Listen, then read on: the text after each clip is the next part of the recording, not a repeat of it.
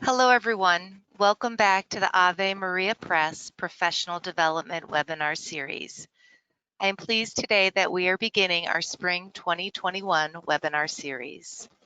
In today's webinar, Steve Weidenkopf will discuss what the church was like in the Middle Ages, dispelling misconceptions we often hear today.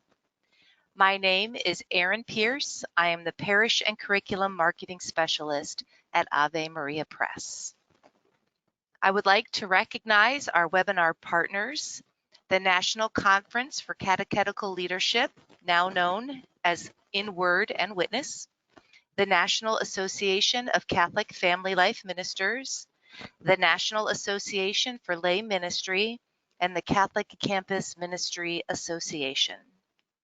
Everyone in the audience is muted today, but you are able to ask questions. Questions may be sent to our presenter using the question section of the GoToWebinar panel, and I'll read as many of those questions as possible at the end of the presentation today. This webinar is being recorded, and a link to the recording will be sent to you via email tomorrow. With that, I would like to welcome and introduce our presenter today. Steve Weidenkopf is an adjunct professor at Christendom College Graduate School in Alexandria, Virginia.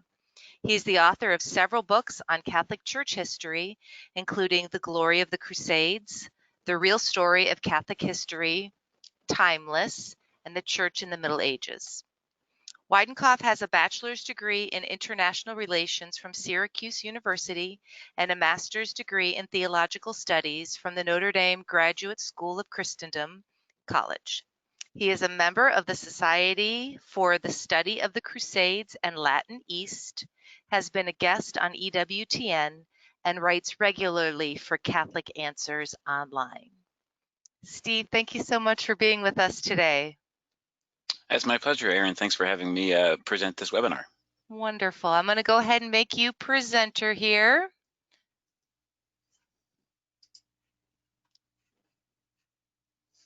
Okay. Excellent. Okay, wonderful. Take it from here. All right. Well, good afternoon, everyone. Thank you for joining me on this brief tour of the Church in the Middle Ages as we look through some of these very important centuries in the life of the Church, where there were a lot of various activity going on in the life of the Church and of Europe at the time. This is a period of time of intense military activity, intense spiritual activity, intense intellectual activity. And so what I hope to do in our brief time today is to give some highlights of what life was like in the Middle Ages, what the church was like in the Middle Ages as well, and some of the major events that impacted the church during this period of time. Now, when I say the word Middle Ages, I'm sure we all have various imagery that comes into our mind about what that term means. Obviously, no one living during these centuries that we refer to as the Middle Ages knew them as such. No one living then thought, oh, I'm living in the Middle Ages, or even referred to the time period in which they were living as the Middle Ages. So where did that construct or that term come from? Well, it was a later construct by German historians in the 19th century to give these centuries the name Middle Ages. And it's a vast widespread of centuries. Various historians classify it in different ways, but it can be seen as anywhere from the year 500 to the year 1500, which is an unwieldy amount of time, 1,000 years, to try to classify and to characterize a period of time. Sometimes this time period is known as the medieval period as well, and we'll talk about that in a moment. But today what I really want to focus on is these 3 centuries, really, almost 4 centuries, from the year 1000 to the year 1378 or 1400, which some historians have referred to as the glory of Christendom. Again, this is the time, as I mentioned earlier, of just really intense activity, culturally, spiritually, intellectually, military, politically, and we want to look at some of those highlights as we go through our time today. So this term medieval, we talked about Middle Ages. What is this term medieval? Well, it really comes from a compilation of the Latin phrase medium ovum, or avum rather, which really means literally Middle Ages. And this was a term, again, that was created later that was meant to describe the time period between the ancient world, the Greek and Roman ancient world, and the more modern time period when these historians created that term of medieval. And for them, what they saw these centuries as being, as this valley in between these two peaks of classical and modern civilization. And it was really meant to be an insulting term. It was meant to be a degrading term, that, you know, the centuries in this middle time period, if you were, really weren't that important, is what these historians believed. But that's, as I hope to show today, far from the truth. These centuries really were a vibrant period of time, full of faith, full of activity, and really not, not really shouldn't be referred to in such a negative kind of way. And as I mentioned earlier, you know, when we hear the term Middle Ages or medieval, we tend to associate negative things with those terms, right? For us in the modern world, when we hear medieval or we even use medieval, it's usually used in a negative way. It's used to mean brutal or barbaric or brutish or bloody, or, you know, any kind of negative imagery such as that, right? But I think we need to take a different perspective on these centuries. And I would like to take the perspective of G.K. Chesterton, who really, I think, kind of tried to illustrate the importance of the Middle Ages, especially for us in the modern world. This is what he wrote. He said, "Why is it that we mainly remember the Middle Ages by absurd things? When we talk of something medieval, we mean something quaint. We remember that alchemy was medieval, or that heraldry was medieval. We forget that parliaments are medieval, that all of our universities are medieval, that city corporations are medieval, that gunpowder and printing are medieval, that half the things by which we now live and to which we look for progress are medieval." All right, so what Chesterton's trying to do in this quote is to reorient our understanding of these centuries, of this time period, and not see them as something, as he put it, quaint, or as I'm putting it, something negative or something, bloody or brutal or barbaric. Now, were some of those qualities present in that day and age? Sure, but we could also say that of our own modern age as well. But it's important for us to kind of see this time period from a proper perspective.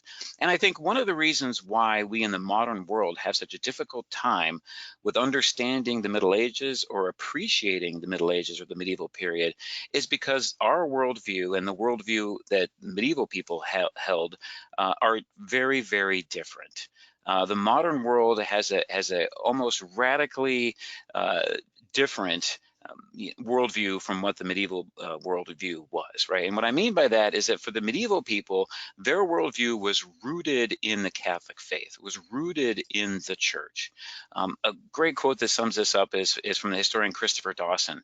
He wrote, "While recognizing that what is Catholic is not necessarily medieval, and what is medieval is not necessarily Catholic, we must at the same time admit that there has never been an age in which European culture was more penetrated by the Catholic tradition, or in which Catholic ideals found a fuller expression in almost every field of human activity."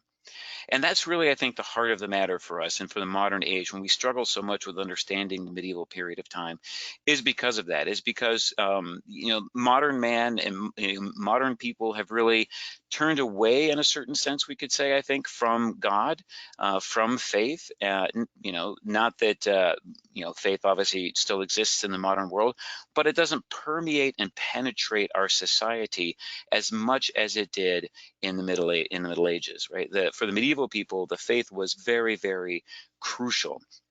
It was central to who they were and central to their society. It provided a common way of life and a vision or a unity of purpose of what life was supposed to be about.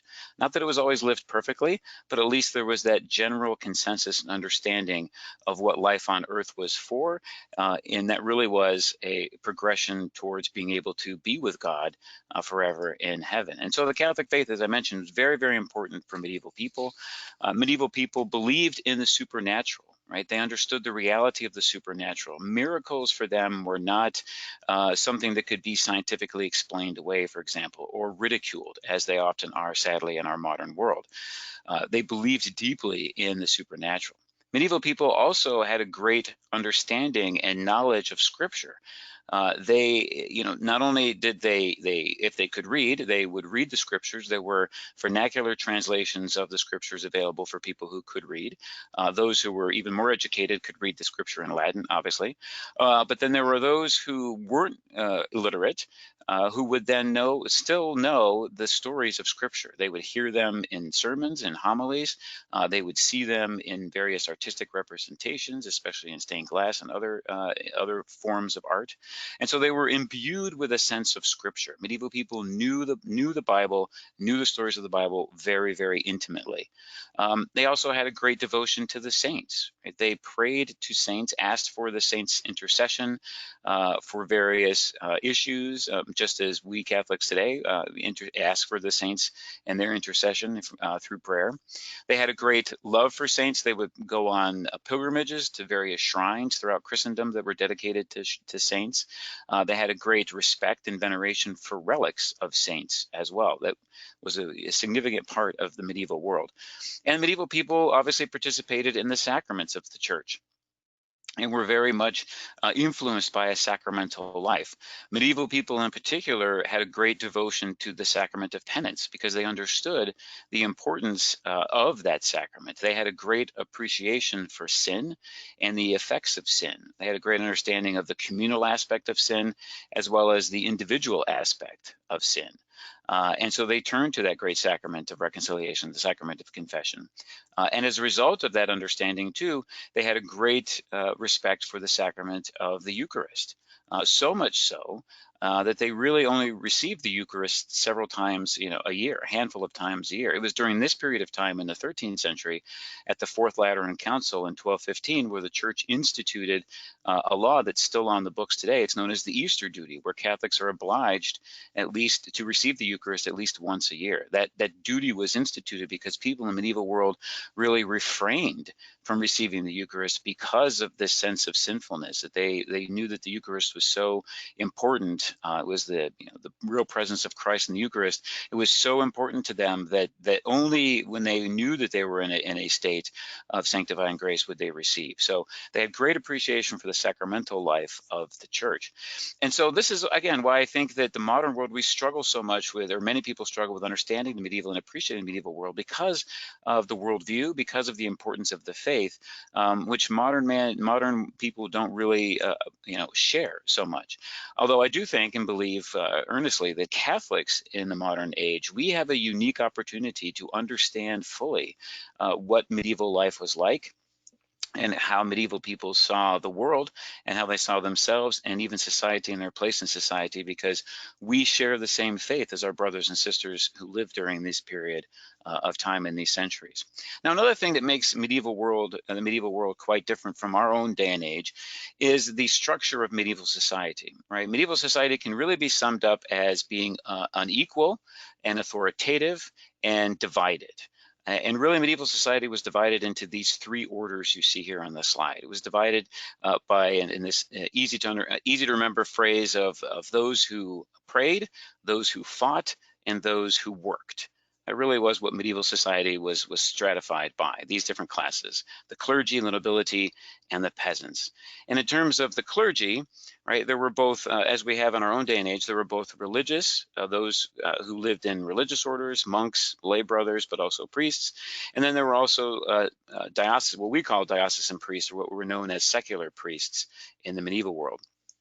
Obviously, the church hierarchically constituted then, as it is now.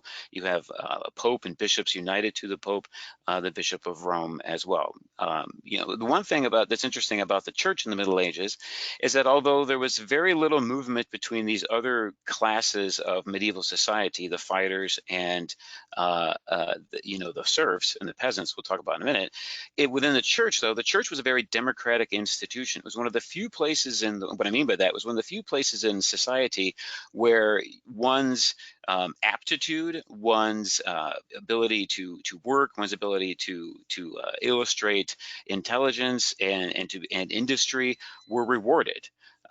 meaning that your background didn't really matter once you were in the church, so to speak. Once you were a member of the clergy, if you were smart, if you showed industry, if you, were loyal, obviously, and faithful to the church, you could advance and rise through the ranks quite rapidly. We'll see here in a moment, there's one individual, Abbot Suger in Paris, who became regent for the entire kingdom of France during a period of time, and he was the son of a peasant. So it was from the church really that he was able to rise up to such a high level. Even popes, for example, Pope St. Gregory VII was the son of a carpenter. So his father was a very humble craftsman, yet he was able to progress, if you will, through up into the highest office within the church. So the church was very important. It was a sovereign power within medieval society. It had its own laws, its own courts, its own judges, and was a separate yet distinct organization within medieval society, but also extremely important for medieval society.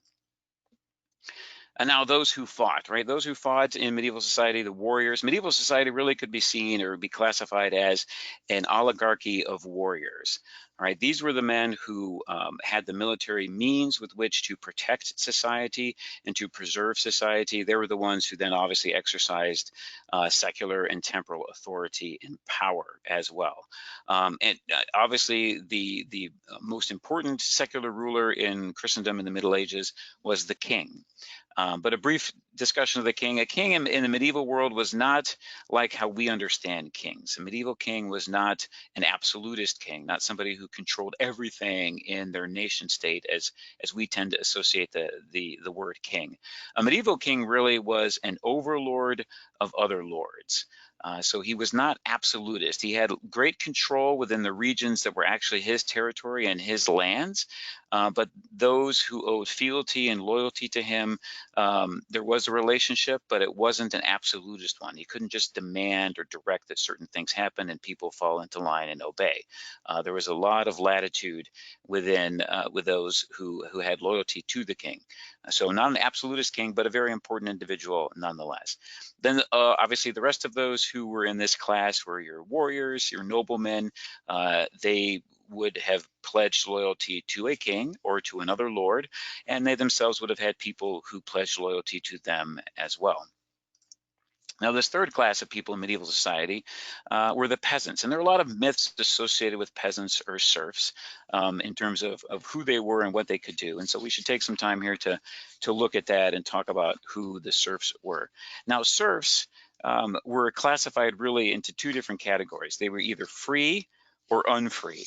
And that really had to do with their relationship with the land and whether or not they owed any rents or any services in terms of labor to another person. That distinguished whether you were a free or unfree serf. So a free serf was one who usually supervised other serfs or other peasants, those who owed some sort of labor and or fee and payment to a lord or to another person. Free peasants were also usually craftsmen or tradesmen, people who were like blacksmiths or fullers or weavers or carpenters or things like that. An unfree serf was unfree, again, because he owed rents either in crop payment or in monetary payment to a lord or to someone else, and spent then most of his time, about 2/3 of his time, doing manual labor on the land of someone else, usually his lord. Right? But serfs also were seen as people. They were not property, so they're not slaves in that sense. They had their own land.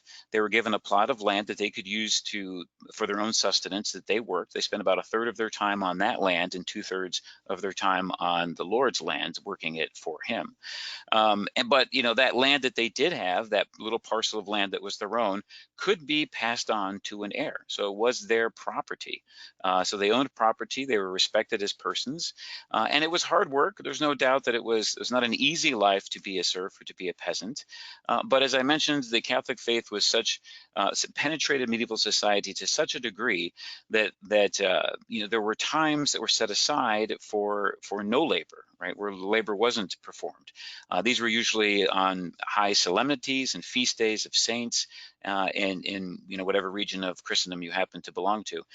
And one historian's estimated that anywhere from 50 to 100 days a year were set aside for these great feasts.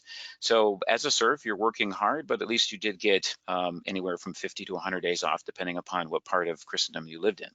Now, not only did you give your own labor to the Lord, but the Lord promised certain things for you as well. The Lord promised for his peasants that he would provide a mill so they could bring their wheat to be ground into flour so they could make bread. He also agreed to provide at his own expense a church and a priest in order to meet the sacramental and spiritual needs of his people. So it wasn't always a cantankerous relationship, although sometimes those relationships did erupt into violent issues. But for the most part, it was not a cantankerous relationship. Now, I mentioned that in this period of time there was great activity, especially cultural activity. And one way in which we see that is through the building of these beautiful churches, these beautiful edifices to the glorification of God, these cathedrals, right? There was great art and architectural innovation and experimentation that takes place during these centuries. As we begin this time period in the 11th century, the architectural style is known as Romanesque. And it's a style that you see in these two pictures is very kind of heavy, right? It's that you see these heavy, thick walls. You see these very small, windows, not very decorative. The ceiling of a Romanesque cathedral or a church was what's known as a barrel vault. It looks like a semicircle or a barrel, half of a barrel. Very heavy, very thick. More often than not, too, these churches were the roofs of these churches were wooden, which were obviously very susceptible to fire and things like that. So, very beautiful structures, yet very simplistic in many ways, and very kind of heavy, if you will, as well. But as you move forward into the 12th century, there's a great revolution that takes place in architecture that centers itself in this place called Saint Denis, this abbey that's about 45 minutes north of Paris. And it's there that an abbot, his name is Abbot Suger, he decides to change or develop new ways in which to build these sacred buildings to God, right? To construct these sacred buildings. And so his style is more commonly known as the Gothic style of architecture. That was actually a term given to it by Italian Renaissance artists and architects later, but probably should be more appropriately called the French style, since that's where it was originated and where it saw most of its experimentation and growth. And this style of architecture is different, right? You see the difference between this slide and the previous one in terms of the building itself. The walls are higher, they're thinner, the windows are larger, they let in more light, they're more decorative. The ceiling is different. There's a ribbed vault that supports the structure rather than that, which makes the roof be able to be higher rather than that barrel vault. You see the beautiful rose window on the slide as well. So this Abbot Suger decided he wanted to build an edifice that would bring people's attention, raise people's attention to the glory and the splendor of God, and lift their prayer up, if you will. You enter into these buildings, which we're still able to do today, and we have that same experience that medieval people had as well. So a beautiful time of great intellectual and architectural achievement that we still can benefit from in our own day and age by visiting these beautiful monuments to God and to the people who lived during these centuries. Now, I want to kind of switch tact here after going over a little bit of what the medieval world was like and the worldview of people and the importance of the faith and looking at the different cultural achievements and focusing on some major activities and major events that happened in the life of the church during these centuries. And one of the things to first call to mind is that as we move into this period of time, the church was in a difficult state. There was rampant abuses throughout the church, especially among the clergy. Two particular abuses drew the attention of those who really wanted to reform the church, especially St. Peter Damian here on your slide. And these two abuses were the abuse of simony, which is the buying and selling of church offices, and then clerical sexual immorality as well. This was a period of time leading in the 11th century and into the 12th century, where you had significant problems with priests who were actually married. They weren't living the promise of celibacy. Many priests were openly living with concubines, and there was also rampant homosexuality within the monasteries as well. And so these particular issues, both simony and clerical sexual immorality, drew the attention of great reformers Many of them were monks who then later become pope, and so they then focused their papal policies on trying to eradicate these abuses from the church and to restore and reform the church. And again, one of the most important voice of reform in this period of time is St. Peter Damian.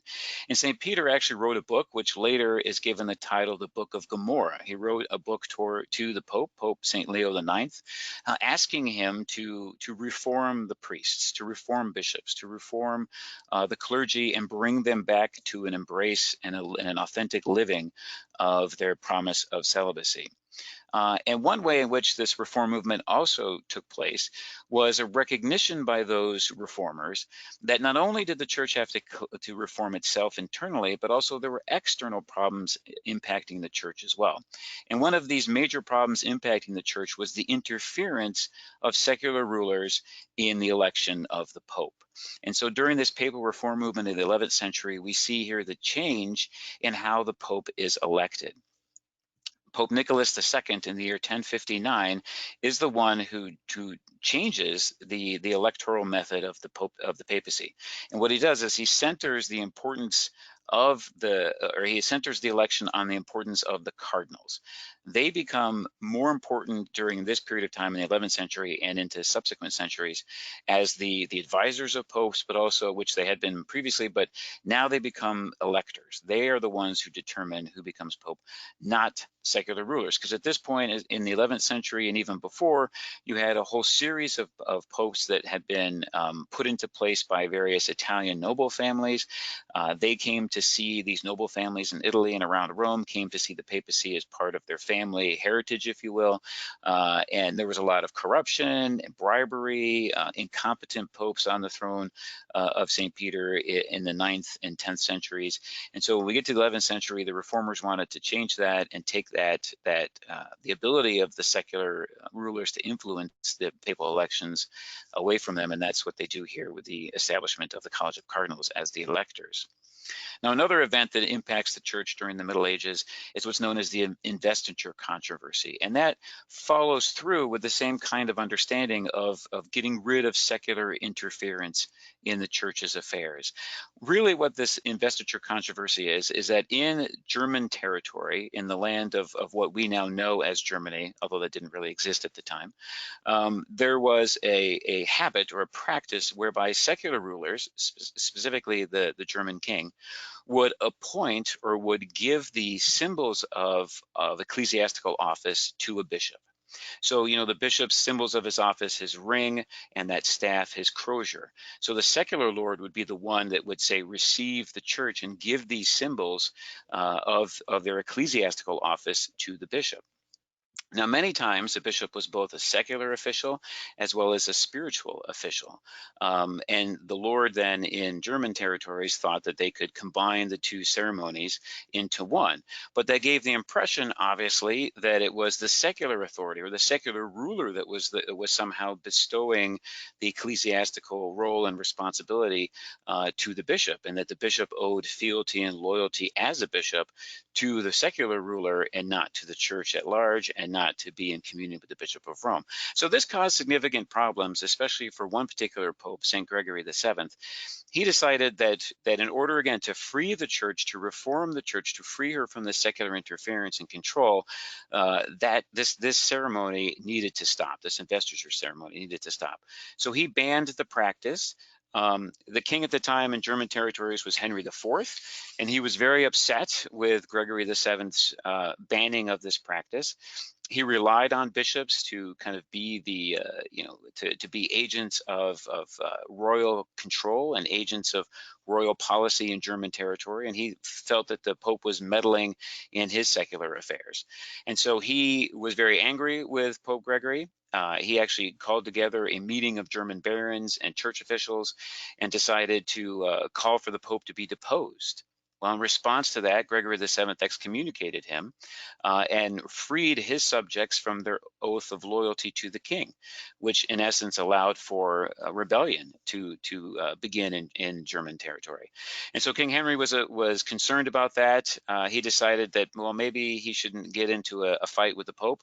So he decided to travel during the winter over the Alps from German territory into northern Italy. He makes his way to Canossa, and at the castle at Canossa, where Pope Gregory VII was wintering with a friend of his, Matilda of Tuscany, the king comes and asks the Pope's forgiveness, and the Pope sees the unexpected arrival of the king outside the castle and actually leaves him outside for 3 days in the winter to make sure he's truly repentant and truly contrite. And then after the 3 days, lets him into the castle and reconciles him. Doesn't restore him to the throne, but definitely reconciled him to the church and to communion. Free from, or now forgiven for his sins, Henry IV leaves, goes back to German territory, where he puts down the rebellion, and now in a politically superior position, he is angry at Pope Gregory, so he takes an army down to Rome and besieges the city, and ultimately Gregory has to flee the city and dies in exile. So not a happy ending, or a happy ending to this story for Pope Gregory, but at least he tried to make sure that the church was free from all forms of secular interference. Now, I mentioned that at this time we have a significant amount of intellectual activity, of cultural activity, of spiritual activity, and there's also military activity, as known as the Crusades. And the Crusades are one of the most misunderstood events in all of church history, frankly, and one of the most misrepresented as well. And it's an important aspect of the church's life during these centuries. There were multiple crusades called during these centuries, and the crusading movement, which begins here in the 11th century, continues on all the way until the 17th century as well. Now, there were different forms of crusades. Most of us, when we think of the term crusades, we think of these campaigns against Muslims in the Holy Land in North Africa in order to liberate ancient Christian territory, which had been occupied by the Islamic armies during the conquest of the 7th and subsequent centuries. But there were different forms of crusades as well. The crusading movement evolved over time. It was a very long movement, several centuries, so there were different forms of it. Some crusades were called against pagan tribes in the northern Europe, the Baltic states, they're known, Lithuania, Estonia, Latvia. Crusades were also called against heretics, especially in the south of France, the Albigensian heresy, for example. And then crusades were also called against enemies of the church, in particular the Holy Roman Emperor Frederick II, who got into some serious controversy and conflicts with various popes as well. Now, there were different ingredients or essential characteristics of what made an armed pilgrimage during this time a crusade. And there are really four. Those who went on crusade had to take a vow. It was a binding ecclesiastical vow to go on crusade. The initial crusades, the objective was to go to the Church of the Holy Sepulchre in Jerusalem. So those who vowed to participate, they made that vow. That's what they were going to do. The armed expedition or pilgrimage had to be endorsed by the Pope, had to be called by the Pope or endorsed by him. And crusaders were given various essential privileges by participating in the Crusades, meaning they were allowed to be free from all forms of arrest or harassment by secular authority. The church promised the protection of their family and property while these warriors were away fighting and to liberate this Christian territory. So, for example, going on crusade was always a voluntary undertaking, but it might, somebody might be unwilling to go on crusade if they thought that their neighbor was going to attack their family or take their land while they were away on crusade. So the church promised that if that neighbor did that, he would be automatically excommunicated. So there were various privileges that were granted to these crusaders in order to help motivate them to go. And the last essential ingredient is the one that motivated most, frankly, crusaders to go, and that is the indulgence, right? There's a major myth in the modern world that we think and believe, or modern people believe, that medieval people went on crusades out of greed or booty or plunder or glory and wealth. And that's really not the case. When you look at the records, the historical records, the vast majority who did go went for spiritual reasons. They went to receive this indulgence. This was a unique spiritual activity for them to participate in. They recognized the importance of it, and they undertook it with great enthusiasm. And one thing to remind ourselves too is that the crusading movement was not something that was an aberration in church history. It was something that was integral to the life of the church. Popes from the 11th century all the way to the 17th century encouraged warriors to participate in these various events. Priests, bishops went on the Crusades as well. Saints called for warriors of Christendom to engage in this military activity in order, again, to liberate this Christian territory from Muslim occupation. The ecumenical councils in the church's history, of the 21 ecumenical councils in the history of the church, 6 of them addressed plans for the Crusades. So it's almost 30% of the ecumenical councils in the life of the church focused at least some aspect of their meeting on Crusades and the crusading movement. So this is an integral part of the church's life, and something that we as modern Catholics, there's a lot of misrepresentation and mischaracterization about these events, but it's incumbent upon us to know the authentic history of them, of all of these different events of the Middle Ages with the church, in order to defend the church when she is attacked, as she is frequently in the modern world, for some of these historical events. Now, the crusading movement begins with Pope Blessed Urban II calling the First Crusade. He did so at a local council of French bishops in the city of Clermont in 1095, and he launches the movement. So, why did many of these people go? I addressed this just a little bit ago, but they went really out of love. Not to say that everyone who went was a saint, not to say that everyone who went on these events was had pure motives or pure thoughts in terms of why they were going, or they didn't think they might be able to get land or booty or money. Some did, but the vast majority thought that they were going because they loved God, they loved their neighbor, they were trying to protect the Christian pilgrims that were traveling from Europe to the holy places. They were also protecting indigenous Christians who were being harassed, especially by the Seljuk Turks in the area of the Holy Land as well. And frankly, they were concerned for their own salvation. As I mentioned, they went for spiritual reasons. One crusader, Odo of Burgundy, wrote this in one of the charters that he left before he undertook the crusade. He said, "I undertook the journey to Jerusalem as a penance for my sins, since divine mercy inspired me that owing to the enormity of my sins, I should go to the sepulchre of our Savior." So again, most people were motivated by the spiritual indulgence, the ability to receive the indulgence for spiritual reasons. Although even with that, although there were many different campaigns during this period of time, 8 traditionally numbered ones towards the Holy Land in North Africa, there was only really one, the First Crusade, that was fully successful. And the Knights of the First Crusade, quite miraculously, frankly, were able to travel from Christendom, from Europe, make their way to the Holy Land, and actually were able to successfully liberate the holy city of Jerusalem in the summer of 1099. And Jerusalem then was held in Christian hands until towards the end of the 12th century in 1187, when the Muslim general Saladin was able to take the city back. So only one of these multiple crusades that happened over the centuries of the Middle Ages really ends up being successful. Now, another thing we should look at here briefly as we continue down with our time today is another event in the life of the medieval church, is obviously the Medieval Inquisitors, or sometimes people refer to them simply, or refer to it simply as the Inquisition. Again, a lot of myths and misrepresentations associated with this event and these individuals really in the life of the church during these centuries. And obviously the myths in the modern world about this event focuses on the inquisitors as being a tool of oppression, the suppression of free speech, the suppression of freedom of religion. They were instituted by a power-hungry church that wanted to control life within medieval Europe. And that's really, again, these are all myths. That's not accurate at all. When you look at the historical records and look at what happened during this period of time, in reality, the medieval inquisitors brought order and justice and compassion to a very important and problematic issue in medieval society: what to do with heretics, what to do with those who openly taught and believed in false teachings from the church.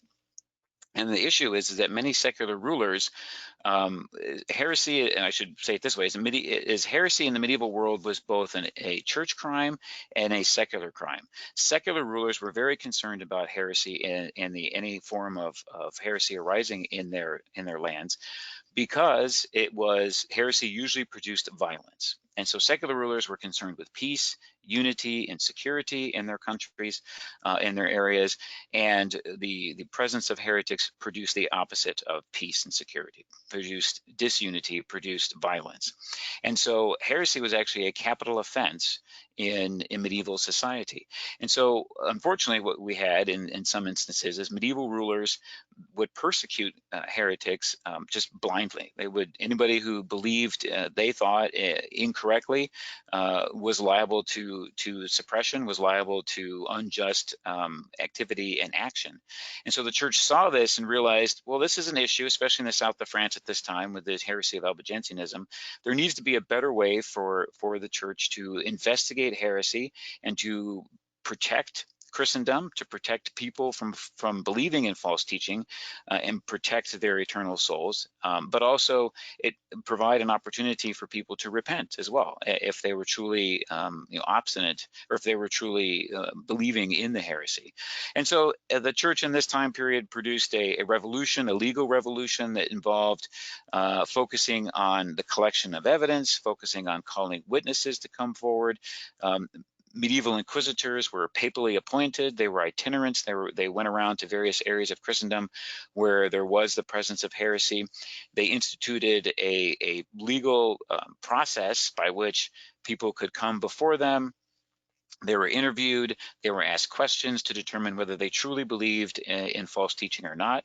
And if they did, they were then presented with a catechesis from the inquisitors of what the authentic truth was, what the actual teaching of the church was, and again, provided opportunities for repentance, for contrition, and for reconciliation. And failing that, if they were unable if they remained obstinate in their heresy, then unfortunately the medieval inquisitors said, well, there's not much more we can do for you, and they would then remand them to the state or to the secular authority, which again had its own concerns and questions about heresy and its impact on society as well. So again, another area of the life of the church in the medieval world that needs to be investigated authentically and viewed from a contemporary perspective, from a perspective of the people who lived during that time, and the importance of Orthodox faith, the importance of the Catholic faith to people at that time, and how truly divisive and how truly destructive and disruptive heresy truly was for people living during that time. And it's hard for us in the modern world to really view this event and this situation authentically, because we live in a period where there is, generally speaking, especially in the Western world, great religious freedom and respect for different beliefs.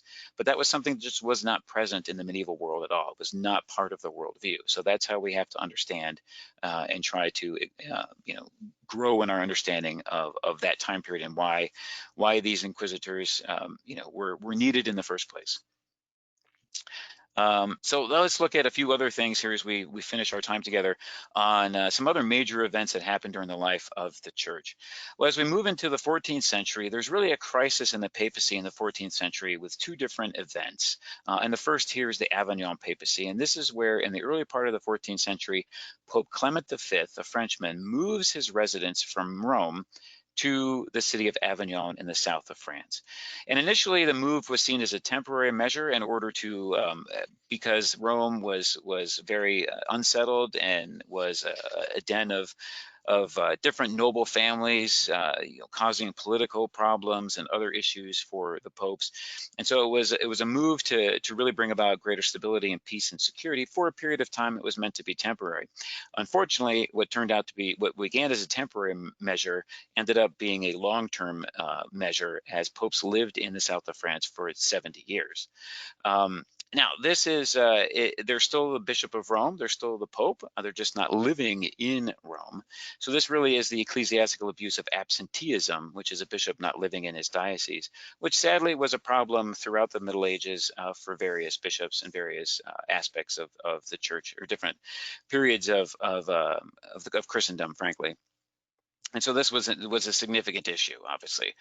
Causes disruption, it causes disunity in Christendom. The papacy is supposed to be the office of unity in the church, and those, if the Pope was living in the south of France, the view of secular rulers was that he was a mere puppet of the French king. That was not really totally true from the popes who were living in France, but that was the impression that many people received, especially secular rulers. So it produced a loss of respect and a loss of the importance of the role of the papacy really in Christendom.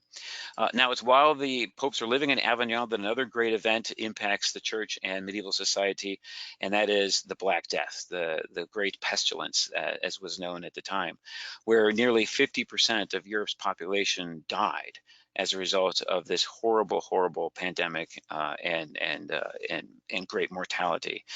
Really impacted the church and the church's clergy, because most of those who, the clergy were the ones who went and ministered to those who were sick. They contracted the plague and many of them died, and it really negatively impacted the church, obviously, as a result of that. Now, when the popes eventually come back to Rome, they do so at the end of the 14th century by the actions really of St. Catherine of Siena. They come back to Rome. Unfortunately, as soon as they get back to Rome, or soon thereafter, there's a great schism that happens in the church where you have multiple men claiming to be pope. Throughout this time, there's only one validly elected pope, but there are multiple anti-popes. And this has happened in church history before, but in this period of time, this lasts for 40 years, which is a very long time. And following on the absence of the popes in Avignon, it just furthers the loss of, or furthers the lack of respect and the loss of respect that secular rulers and others in Christendom had for the papacy. And really, this crisis in the 14th century papacy leads to and lays the foundation, really, lays the seed work, if you will, for the later crisis of the Protestant revolt in the 16th century, which obviously greatly impacts and negatively influences the church and her unity.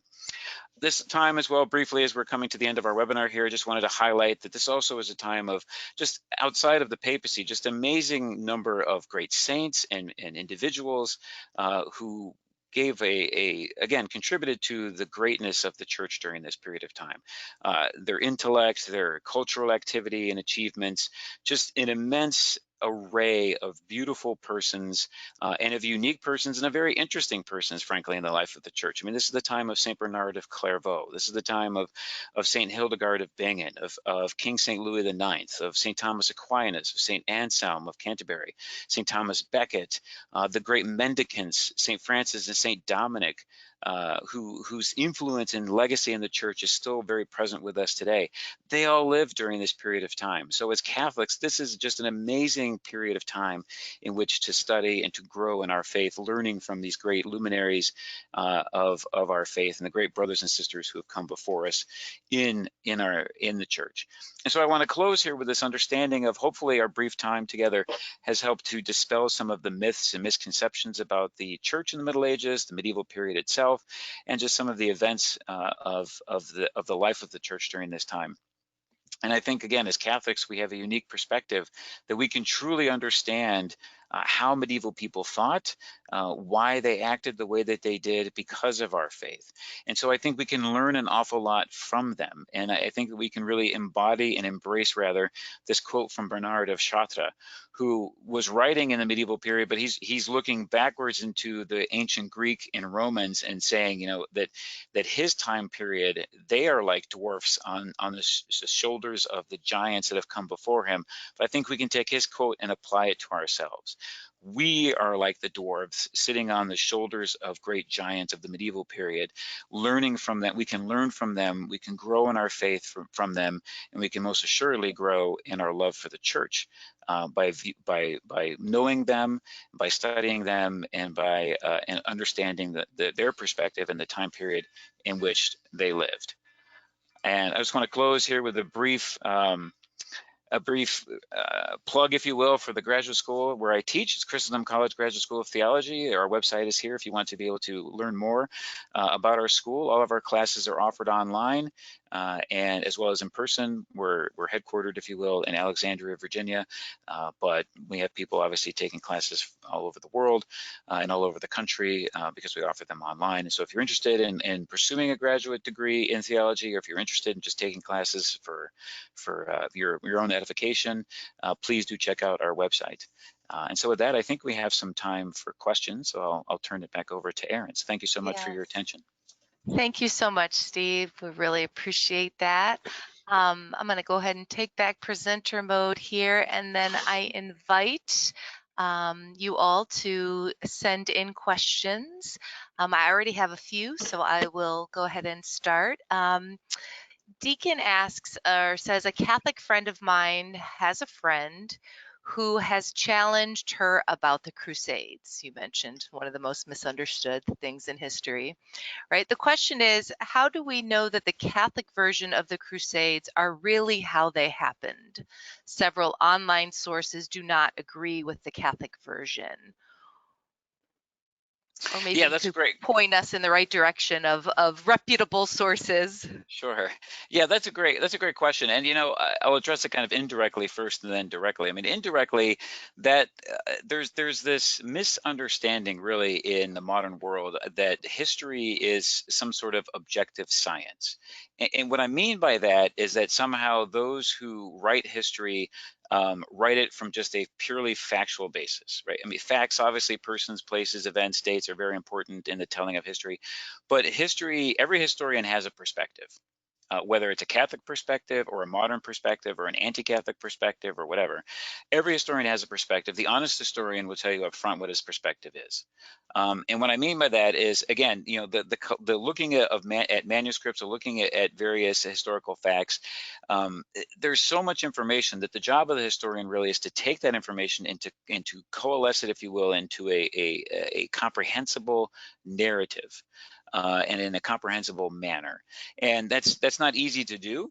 But with that, an honest historian is someone, again, who tell you his perspective up front, but also will not whitewash anything, right? Won't leave out anything that's important. A historian always has to be selective, because of the nature of trying to present the story. But if you leave out something, or you don't illustrate the authentic aspect of that particular event, then that's problematic, right? So that's my indirect answer. The direct answer to the question really is that, yeah, there's a lot of different information out there in a modern world. That's part of the issue, right? Is that we have such an easy access to be able to look at various things and various topics and a whole bunch of different sources. So how do we know what's authentic? Well, there's a growing body of great Crusade historians, and the Crusades themselves have become really a specialty within the academic community over the last 40 years, 40, 50 years or so. And it's full of Catholics, non-Catholics, atheists, Jews, everybody. And there's some great historians. And so I would encourage people to look at, you can go first to my book, if you will, to the Glory of the Crusades. Yes, I present them from a Catholic perspective, but I do not whitewash anything. I illustrate the glory of the Crusades, if you will, and the inglorious aspects of the Crusades, both. But I have an extensive bibliography in the back, and I list all the different authors and Crusade historians that I rely upon, and so you can go to their works as well. So the short answer then is to take a bunch of different sources, take good sources, bad sources, good historians, bad historians, and if you don't know the difference, read a couple of different historians and see how they present things. Not so much whether it's Catholic or anti-Catholic, but are they authentic? Are they honest in how they present their material? Right? Do they give both sides? Are there appropriate clarifications for things? Do they illustrate high points and low points? Those are the characteristics and qualities you should look in for whatever historian you choose to read. Thank you. Another question here from Regina. Do you think we can regain the sense of reverence for the Eucharist in the modern world? If so, how? Yeah, that's well, if I could bottle that, right, then all the problems in the world would be solved. I know. Yeah, I think we can. I mean, I really do. I think it's incumbent upon on Catholics, right, for first to live our own faith vibrantly and authentically, right, for us to be authentic witnesses of Christ in the world. And when we do that, if we do that, then that helps to attract others to the faith, right? That's one of the great lessons of church history, and why I love it so much, frankly, is when you go back and look at the actions of the men and women who have come before us in faith. We can see good behavior, we can see bad behavior, if you will, moral behavior, immoral behavior. We can see great reverence for the Eucharist, lack of reverence for the Eucharist, and the impacts of all those. But one of the things you learn from all that is truly that holiness attracts. Right? Why do people have such love for Pope John Paul II, for example, Pope St. John Paul II? Right? Both Catholic and non-Catholic loved the man, for the most part. Right? Communists, not so much, but other people loved, St. John Paul II. Why? Because he exuded, and Mother Teresa, for another modern example, they exuded holiness, and that holiness attracts. People find that attractive. And so if we live that in our own life, if we have a great reverence and respect for the Eucharist, if we attend Mass regularly, if we illustrate our faith appropriately in the world, then we will attract others to the faith. Wonderful. Thank you. Beth asked, what was the role of women during this time? Yeah, that's a great question. So women were very much respected in the medieval world. Women occupied both, as I mentioned, ecclesiastical offices in terms of being abbesses and important, rulers of monastic communities. Like I mentioned, Saint Hildegard of Bingen, she was a very influential woman in the territory in which she lived. And there were reformers of religious orders as well. And women were also important secular rulers. I mentioned that story of Pope St. Gregory VII going to the castle at Canossa, and Henry IV, the king of the Germans, coming to beg reconciliation or beg forgiveness from him. The castle that Pope Gregory went to was Countess Matilda of Tuscany. It was her castle. She was a very influential woman in the 11th century. She commanded troops. She marched into battle with her troops. She was known as a great friend of the papacy, so much so that later on, after she had died, she was buried. Then her remains were actually moved to St. Peter's Basilica, so that she could be buried near the popes whom she defended so fervently. So, yeah, medieval women were respected. They could inherit land. All these images we have of medieval, the medieval society being barbaric and women being subjugated, completely not true. Sounds like a good book. Patrick asks, what can you recommend to shake the bias against the church and citizens of this time period brought into the classroom by high school students and reinforced in history classes? Yeah, that's again, if I could solve that, we'd be well on our way to doing good things. I mean, frankly, it sounds simplistic, but I think it's very true. The best way for us to influence the future is to educate the youth, right? And I know that there's a lot of negative influence in various educational curriculum in both secondary and post-secondary education. And the only way to combat that really is to know our history ourselves, and to then be able to give that authentically to our children. So not in terms of being able to shelter the youth or shelter our children, but rather to give them the tools with which to discern truth, and to know when they're being presented with something authentic and when they're being presented with propaganda, right? We need to education really should be focused on formation, the formation of character, the formation of virtue, illustrating that through the study of history in particular, rather than information. Right? I mean, information is important, but it's a different orientation, formation versus information. And sadly, modern education is really focused on information rather than formation. But you can find good schools that are out there, again, both secondary, post-elementary, secondary, post-secondary education that is focused on a more classical liberal arts education. The importance is to provide, again, the tools for the youth to be able to make judgments, positively and negatively, moral and immoral. And I think the liberal arts in particular do that, right? The liberal arts, the study of the basic curriculum of Western civilization for 2,000 plus years, gives us the foundation with which to grow in virtue, right? To grow and to be formed authentically. That's what we do at Christendom, both at the undergrad and grad level, and other schools do that as well. So you have to be somewhat selective in trying to find those schools. But again, if you can't, you don't have an opportunity to do that, or don't have the means with which to do that, that's fine. The best way then is to grow in your own faith, grow in your own knowledge, and then make sure you hand that knowledge on to your children and be able to have a dialogue with them, so that when they hear something in the classroom, they can come home and say, hey, my teacher said this, and you could say, well, here's a better way to understand that event or whatnot. Mm-hmm. Kind of going along with that, do you know of any books, Natalie is asking, on the topics that you presented that would fit for middle and high schoolers? Oh, well, there's so Anne Carroll, who she is the wife of Warren Carroll, who founded Christendom College. Anne has a school in Virginia called Seton School, but she also wrote a book called I think it's Christ, the Lord of History, if you will. So that's geared more towards, if you just type in Anne Carroll in Amazon, it'll come up. But I think it's Christ, the Lord of History.